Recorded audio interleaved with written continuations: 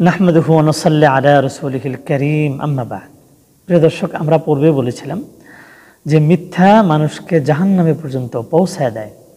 প্রিয় দর্শক, যারা মিথ্যা বলার চেষ্টা করে এবং মিথ্যা বলতেই থাকে, মিথ্যা থেকে ফিরে আসে না, সারাক্ষণ শুধু মিথ্যার সন্ধানে আছে, কিভাবে মিথ্যা কথা বলবে, কিভাবে বানিয়ে কথা বলবে, কিভাবে মানুষের কাছে মিথ্যা বলে সম্মান পাওয়ার চেষ্টা করবে। বলে, জানো, আমরা তো এই বছর ঈদের মধ্যে অনেক মার্কেট করেছি, আমরা অনেক জায়গায় ঘুরতে গিয়েছি। বেশিরভাগ মেয়েরা এভাবে মিথ্যা কথা বলে। জানো, আমার স্বামী আমাকে এই ঈদে কী দিয়েছে? অনেক কিছু দিয়েছে। আমাকে 10টা শাড়ি দিয়েছে, আমাকে 2 ভরি স্বর্ণ দিয়েছে, আর আমার স্বামী তো বিদেশ সফরে গিয়েছিল, অনেক কিছু আনছে। এইভাবে মা বোনরা অনেকে মিথ্যার মধ্যে ঢুকে যাচ্ছেন, সারাক্ষণ মিথ্যার মধ্যে লিপ্ত থাকেন, মিথ্যা বলার চেষ্টা করেন। ভাইয়েরা অনেকে আছেন মিথ্যা কথা বলে, আমি তো এই বছর অনেক টাকা ইনকাম করেছি, আমার তো 2টা বাড়ি আছে, আমার তো 4টা গাড়ি আছে। এইভাবে মিথ্যা কথা বলতে থাকে এবং মিথ্যা কথা বলার সুযোগ তারা সন্ধানে থাকে। কীভাবে মিথ্যা কথা বলে মানুষের কাছ থেকে সম্মান ইজ্জত পাওয়ার আশায় মিথ্যা কথা বলে।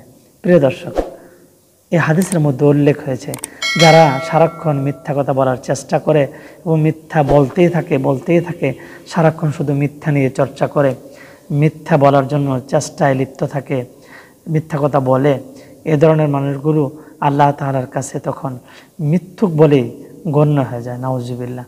আল্লাহ তাআলার দরবারে এদেরকে মিথ্যুক হিসেবে দেখা হয়, আল্লাহ তাআলা তাদেরকে মিথ্যুক হিসেবেই দেখেন। প্রিয় দর্শক, আমরা পূর্বে আলোচনা করেছি, যারা মিথ্যুক তারা জাহান্নামী হবেন। তার কারণ হলো জাহান্নামে যারা যাবেন তারা মিথ্যা কথা বলে, আর মিথ্যা কথা বলতে বলতে তার হৃদয়টা একেবারেই মরিচা হয়ে যায়, ময়লা হয়ে যায়, দূষিত হয়ে যায়। তখন আর তার কাছে ভালো কথা ভালো লাগে না, ভালো কথা শুনতেও ভালো লাগে না, এবং ভালো সে বলতেও পারে না, এবং তার হৃদয়টা একেবারেই নষ্ট হয়ে যায়। প্রিয় দর্শক, আমরা জানি মিথ্যা কথা বলা মহাপাপ।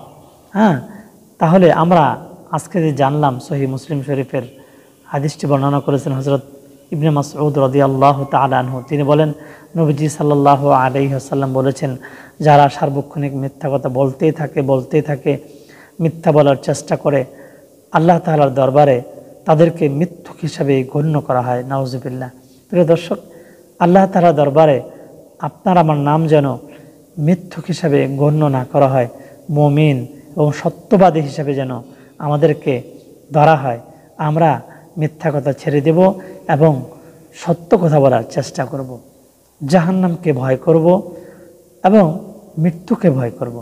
আল্লাহ তাআলা আপনাকে আমাকে আল্লাহ তাআলার বিধান জেনে জেনে আমল করা তৌফিক দান করুন। আমিন। ওমা তৌফিকি ইল্লা বিল্লাহ। আসসালামু আলাইকুম ওয়া রাহমাতুল্লাহি ওয়া বারাকাতুহু।